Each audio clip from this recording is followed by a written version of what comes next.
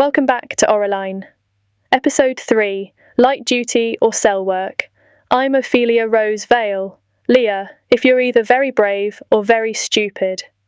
Tonight's episode is about light duty, because apparently, in Hathian, light duty doesn't mean rest. It means you're just hurt enough to be given the interesting jobs. Let me set the scene. I walked into the station that night still stitched together by stubbornness and a very questionable idea of self-preservation. The raid had gone badly for me, knife hole in the side, pride stabbed through, all that poetic nonsense.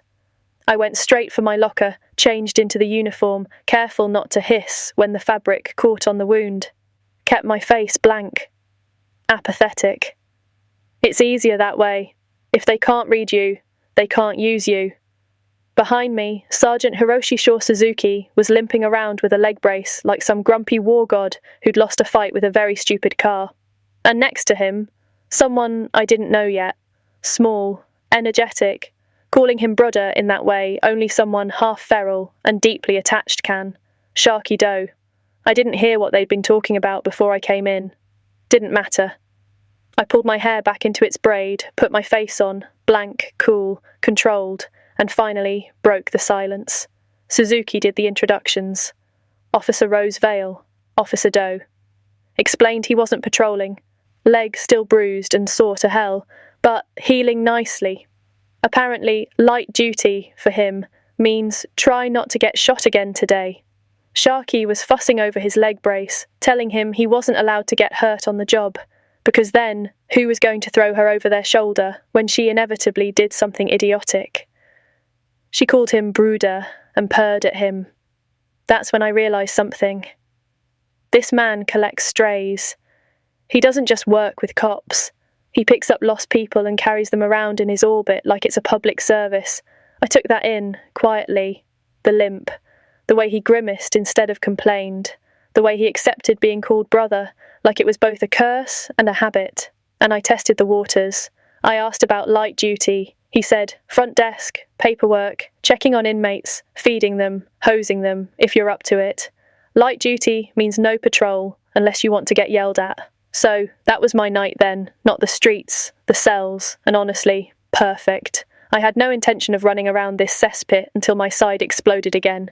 Sharky wobbled off to patrol, after announcing she needed coffee, cuddles, kisses, and revenge on the man who stole her shoes. Completely normal priorities for Hathian. She told me she liked my nickname, Leah, giggled, then she was gone. I watched the way Suzuki's eyes followed her, with that quiet, resigned fondness of someone who's been adopted by the entire city against his will. He mentioned an orphanage in Kyoto he helped set up. 3 decades, hundreds of kids calling him Big Brother. I didn't say it out loud, but it made me respect him a little. The kind of respect I don't hand out easily, if ever. Instead, I said what I actually believe. Friends are liabilities, people are assets until they aren't. You keep them in their lane or make them pay to stand near yours. I told him as much, that I don't really do friends, that they're more trouble than they're worth. He didn't judge me, not out loud.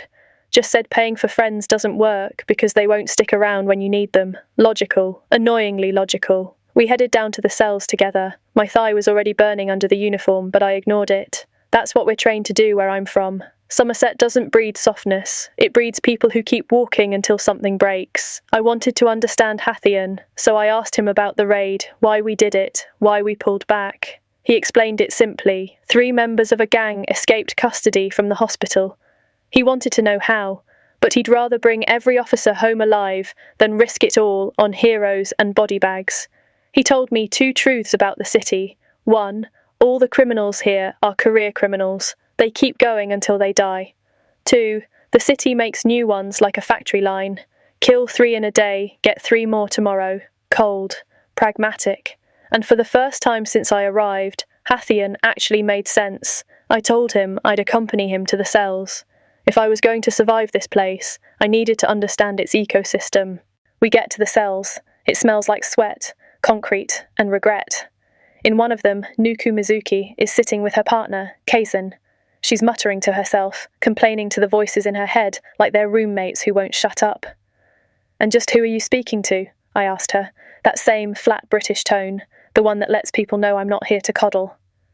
She looks at me and says, very calmly, "The voice is in my head. It's called being crazy." Straightforward.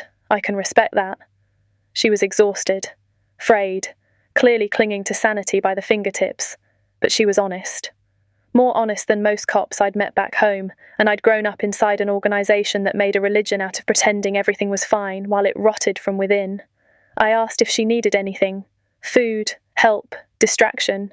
Even if I don't feel much, I can still do my job thoroughly. She said she'd be fine once she got home to her family. That this was just the mental strain of being who she is in a city like this. Fair enough. But then she mentioned Officer Bush Perv, dragged her to ISO, assaulted her in the showers, and that lodged itself under my skin. On paper, I'm apathetic. In practice, I have a very specific hatred for power used like that. I filed it away, for later. Then there's Kazan. He wakes up, hears us talking, and immediately narrows his eyes at me like I crawled into his cell and pissed on his bed. We have history, he and I. He thinks I'm cruel. I think he underestimates how much worse I could be. He decides not to say hello, so I remind him that manners exist, that we've had this conversation before. He tells me respect is earned, not given, fair, then says people who demand it are compensating for a lack of love and friendship. In his infinite wisdom, he decides that's my flaw. I correct him. I don't lack love or friendship. I lack interest in begging for either. I inform him he looks like he could lose a few more pounds. Might as well really show the ribs if he's going to sulk in a cell all day. He implies I'd poison him if I brought him food. He's not entirely wrong, but that's not the point. Nuku's rage starts to boil over. She doesn't like the way I talk to him. Threatens me in that Irish way that sounds half like a curse and half like a promise. Somewhere in the middle of all this, I have an idea. He'd mentioned wanting a shower. Nuku had made it very clear she didn't trust the showers. Not after what had been done to her. So I look at the wall, see the hose. A compromise. I ask Suzuki how to turn it on. He gives me that look that says he knows exactly what I'm planning and is debating whether to stop me or let me learn by doing. He tells me next time I shouldn't ask permission. Just act. I like that philosophy. But before I can test out the hose, a call comes over the radio. Some detective wants Nuku in interrogation. My fun is postponed. She's dragged off, threatens to peel my face next time. I tell her she doesn't faze me, that she might want to get her head checked before she starts lofting threats at me like confetti. She asks Suzuki, politely, which is notable, to keep me away from Kazan while she's gone. I don't react, but I remember. And then it's just me, Suzuki, and Kazan, and the promise of soap and water. We take him to the showers. Suzuki insists there should always be a second officer. Makes sense. Safety, accountability, or at least the illusion of it. Kazan tests me first. Are you a woman of your word? I tell him yes. I don't believe in lying about the small things. He steps up to the bars, hands through, lets me cuff him. If he'd been smart, he would have flinched when I touched him. I could have done any number of things, but I didn't. We walk him down to the showers. Hiroshi limps along behind us, the brace on his leg clanking softly like a metronome for bad decisions. Kazan mentions rape in the showers, flatly, like he knows the script far too well. Suzuki says it happens, sometimes in pairs, more often alone. I don't like that. I don't like a lot of things, but that one goes on a special internal list. We get him inside. I take off his cuffs, step back. He strips fast, military efficient, asks if he gets soap, or if this is just waterboarding without the poetry. I keep my eyes closed and my back to him. I might be a lot of things, but I'm not a voyeur. I feel along the wall until I find a bar of soap and slide it across the wet floor toward him. Here, I say. Don't say I never gave you a gift. I can feel the blood soaking into my trouser leg now. The stitch from the raid has torn, and it's trickling down, sticky under the fabric. My head feels light, my breathing tight, but I keep standing. Leaning on the wall, maybe, but still standing. That's the job. You push until you've got nothing left. Suzuki notices something's off. He doesn't call me on it directly, just tells me to go find Officer Ramirez. He says it in that tone supervisors use when they're trying to give you an order and a way out at the same time. Kazan, to his credit, takes a fast shower. He even tells Suzuki, "I'm not well, that I should be checked medically." That's the thing about this city. The people who would stab you on Tuesday might still make sure you don't bleed out on Thursday. I step out to get Ramirez, feel myself sliding down the wall for a second, hiss when I grab my thigh and see my hand come away red. I tell Suzuki I'm heading up. He tells me there's a group locker upstairs with supplies, to take what I need and tell him later so he can restock. He doesn't try to send me to the hospital. He knows better. I patch myself up later, in the quiet of the butcher shop, alone, the only way I know how to be.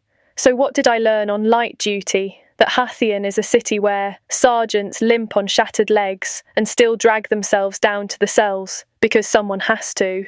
Women talk to the voices in their heads because it's the only way to stay standing. Men like Kazan will spit venom at you in one breath and quietly worry you might be bleeding out in the next. Showers are a privilege, not a given, and respect is a currency everyone pretends they don't care about while dying to be paid in it. I also learned that being called a droid stings more than it should, because I'm not one. I feel things, I just don't let them drive the car. Suzuki says friends are liabilities, but he keeps them anyway, because he'd rather know who's watching him than be surprised later. Me, I still don't do friends, but I'm starting to understand something uncomfortable. In Hathian, you don't have to like someone for them to become part of your survival plan. Sharky, Nuku, Kazan, Suzuki. All of them are data points in a living, snarling equation. How do I stay alive long enough to figure out what this city really is? And maybe, underneath all the apathy, there's a small part of me that wants to prove something, to myself, to Somerset, to Elian, to whoever's still listening. That I can do this job right and thoroughly, as I promised, even if it means escorting half-feral men to showers while I'm bleeding through my uniform. So that was my light-duty shift, raid aftermath, voices in the cells, philosophy in the stairwell, and a shower that, for once, didn't end in violence. Small wins. We take those here. You've been listening to Auraline. I'm Ophelia Rose Vale. If you've got this far, congratulations. You now understand Hathian a fraction of a % more than you did yesterday. Until next time, try not to end up on my paperwork.